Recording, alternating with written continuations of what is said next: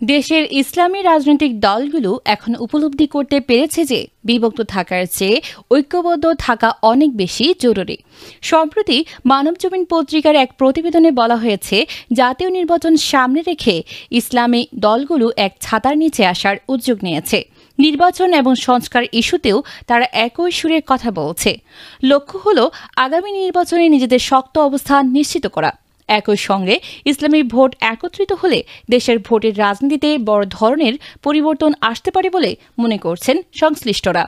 বিভিন্ন ইসলামী দলের নেতারা জানিয়েছেন, সরকার এখনও নির্বাচনের তারিখ ও প্রক্রিয়া সম্পর্কে সুস্পষ্ট দিক নির্দেশনা না দিলেও তারা প্রস্তুতি নেওয়া শুরু করে দিয়েছেন।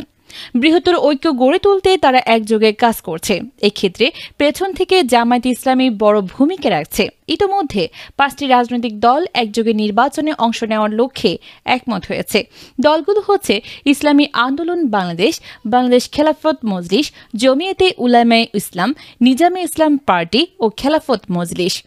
ইসলামী আন্দোলনের যুগ্ম মহাসচিব মাওলানা গাজী আতাউর রহমান বলেন, কোনো আসনে একাধিক ইসলামী প্রার্থী থাকলে ইসলামপ্রিয় ভোটাররা বিভ্রান্ত হন।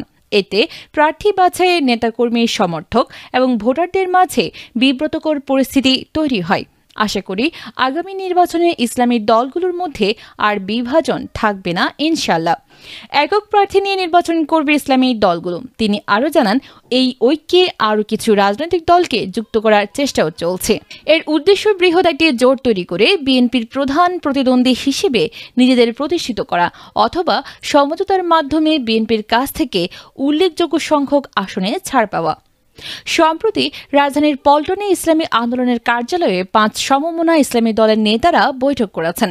বৈঠকে সভাপতিত্ব করেন ইসলামী আন্দোলনের আমির মুফতি সৈয়দ মোহাম্মদ রেজাউল করিম। তিনি বলেন, একটি বাক্সে ইসলামী ভোট রাখার লক্ষ্যে এই 5 দল ঐক্যমত্যে পৌঁছেছে। নির্বাচন সংস্কার ও চলমান রাজনৈতিক পরিস্থিতি নিয়ে আমরা নিয়মিত আলোচনা চালিয়ে যাচ্ছি।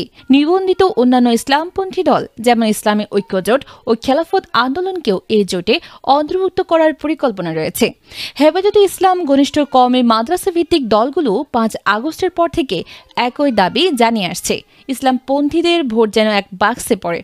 এরই ধারাবাহিকতায় 17 এপ্রিল খেলাফত মজলিস, বাংলাদেশ খেলাফত মজলিস, জমিয়তে উলামায়ে ইসলাম ও নিজামে ইসলাম পার্টি একত্রে আলোচনায় বসে। তাদের সঙ্গে পরে চরমোনাই পীরের নেতৃত্বাধীন ইসলামী আন্দোলন বাংলাদেশও যুক্ত হয়েছে। ফলে ভোটের রাজনীতিতে জামায়াতের পরে এ জোটই ধর্মভিত্তিক দ্বিতীয় বৃহত্তম শক্তি হয়ে উঠতে পারে বলে বিশ্লেষকরা মনে করছেন।